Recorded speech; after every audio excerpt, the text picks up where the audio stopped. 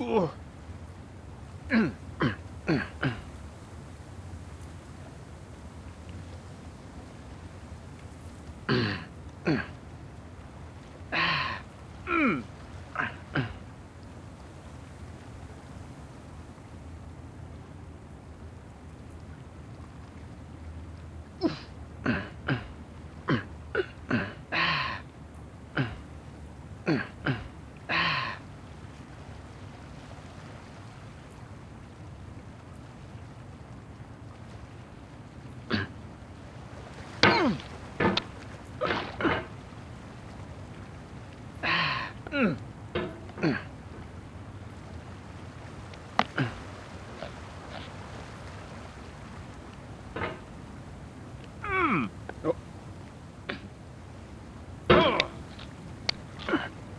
There's no feeling more intense than starting over. If you deleted your homework the day before it was due, as I have, or if you left your wallet at home and you have to go back after spending an hour in the commute. If you won some money at the casino and then put all your winnings on red but it came up black. If you got your best shirt dry cleaned before a wedding and then immediately dropped food on it. If you won an argument with a friend and then later discovered that they just returned to their original view. Starting over is harder than starting up. If you're not ready for that, like if you've already had a bad day, then what you're about to go through might be too much. Feel free to go away and come back. I'll be here. Alright, thanks for coming with me on this trip. I'll understand if you have to take a break at any point. Just find a safe place to stop and quit the game. And don't worry, I'll save your progress, always, even your mistakes.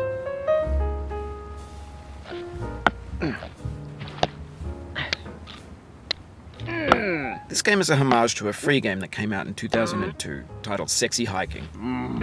The author of that game was Jazuo, a mysterious Czech designer who was known at the time as the father of B games. And B games are rough assemblages of found objects. Designers slap them together very quickly and freely, and they're often too rough and unfriendly to gain much of a following. They're built more for the joy of building them than as polished products. In a certain way, Sexy Hiking is the perfect embodiment of a B game. It's built almost entirely out of found and recycled parts, and it's one of the most unusual and unfriendly games of its time. In it, your task is simply to drag yourself up a mountain with a hammer. And that act of climbing, in the digital world or in real life, has certain essential properties that give the game its flavor. No amount of forward progress is guaranteed. Some cliffs are too sheer or too slippery. And the player is constantly, unremittingly in danger of falling and losing everything.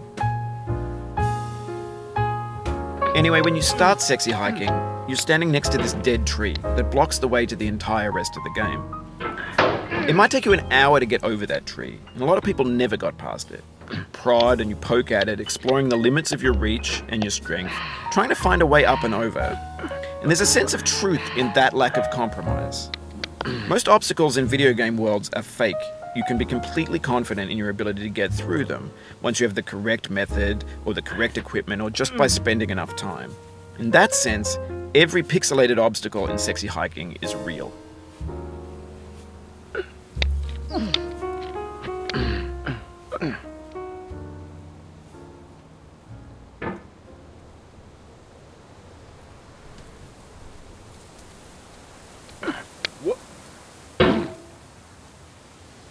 Oh, you just lost a lot of progress. That's a deep frustration, a real punch in the gut.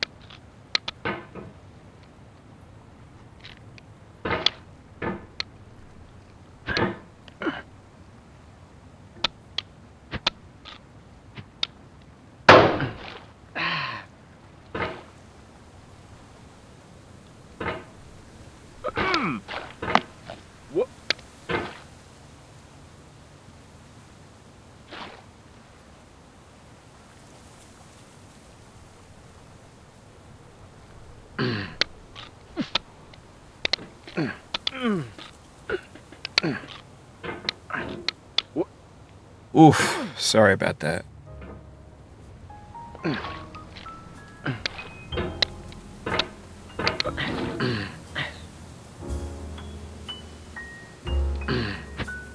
Oh, it happened again. Keep on trying, don't let it get to you.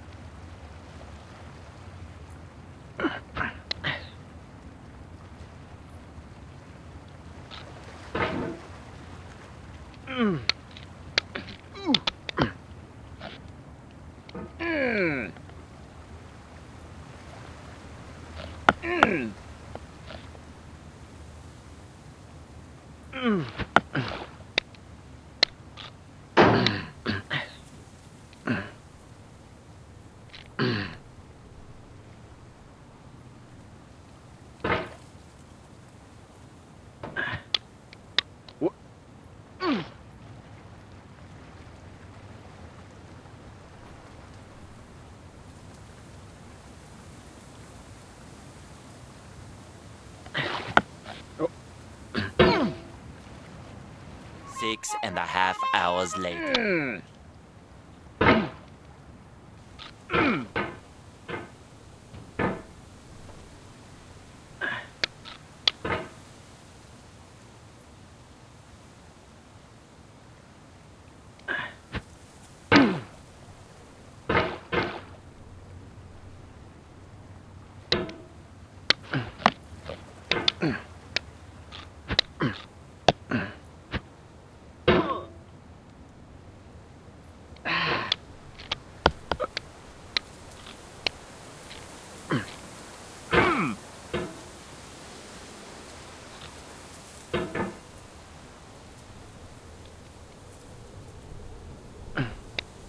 The obstacles in sexy hiking are unyielding, and that makes the game uniquely frustrating.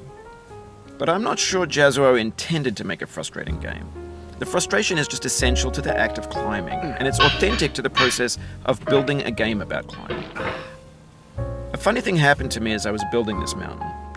I'd have an idea for a new obstacle, and I'd build it, test it, and it would usually turn out to be unreasonably hard. But I couldn't bring myself to make it easier. It already felt like my inability to get past the new obstacle was my fault as a player rather than as a builder. Imaginary mountains build themselves from our efforts to climb them, and it's our repeated attempts to reach the summit that turns those mountains into something real.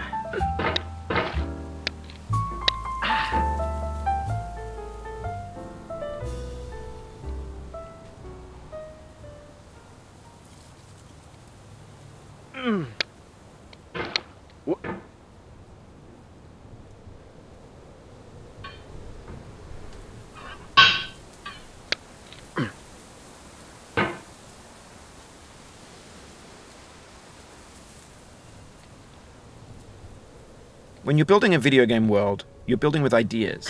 And that can be like working with quickset cement. You mold your ideas into a certain shape that can be played with, and in the process of playing with them, they begin to harden and set until they're immutable, like rock.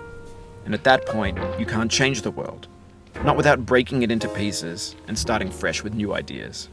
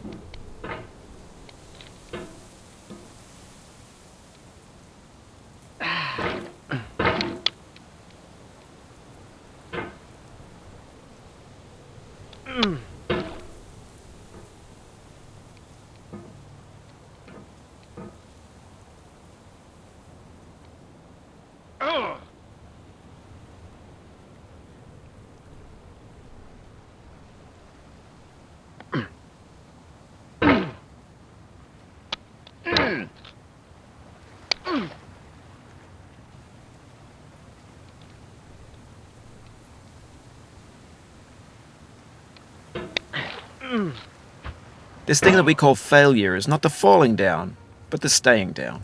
Mary Pickford.